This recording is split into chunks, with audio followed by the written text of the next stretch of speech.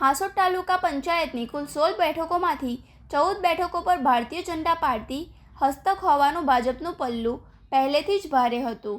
વરણીની પ્રક્રિયા દરમિયાન કોઈ અન્ય દાવેદારી ન આવતા આખી પાંખ બિનહરીફ ચૂંટાઈ આવી હતી, જેમાં પ્રમુખ તરીકે વિશાલ મનહર પટેલ અને ઉપપ્રમુખ તરીકે સ્મિતાબેન વસાવાની સત્તાવાર નિમણૂક કરવામાં આવી છે। નવનિર્વાચિત હોદ્દેદારોને પક્ષના આગેવાનો અને કાર્યકરો દ્વારા ફૂલહાર પહેરાવીને મોં મીઠું કરાવી શુભેચ્છાઓ પાઠવવામાં આવી હતી। આગામી 2.5 વર્ષ માટે નવી ટીમમાં કારોબારી અધ્યક્ષ જતીન કુમાર મોહન પટેલ, સત્તાપક્ષના નેતા રાકેશભાઈ મગન પટેલ અને દંડક તરીકે માયાબહેન રણજીતસિંહ પટેલની વરણી કરાઈ હતી।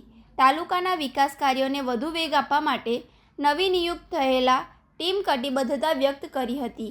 જોકે આ સમગ્ર પ્રક્રિયા દરમિયાન નારાજ કાર્યકરો અને હોદ્દેદારોની ગેરહાજરી રાજકીય અમલમાં ભારે ચર્ચાનો વિષય બની છે। સ્વરાજની ચૂંટણી પછી આજરોજ પ્રથમ હાંસોદ તાલુકા પંચાયતની સામાન્ય સભા યોજવામાં આવી હતી, જેમાં પ્રમુખ અને ઉપપ્રમુખની બિનહરીફ વરણી થઈ છે।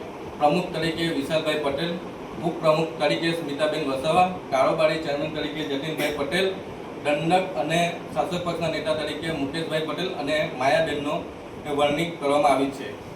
સૌપ્રથમ તો હું હાંસોદ તાલુકાના તમામ પ્રજાજનોનો હું આભાર વ્યક્ત કરું છું, જેમણે અમને જંગી બહુમતીથી જીતાડી અમને જે જવાબદારી આપી છે, જેને અમે નિષ્ઠાપૂર્વક એક ટીમ થઈને નિભાવીશું।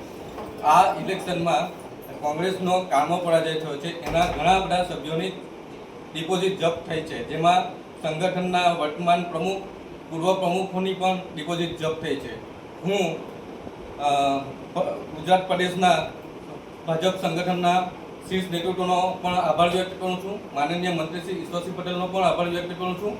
ભરૂચ ભાજપ સંગઠન તેમજ હાંસોદ તાલુકા સંગઠનનો પણ હું આભાર વ્યક્ત કરું છું। જય હિન્દ, ભારત માતા કી જય।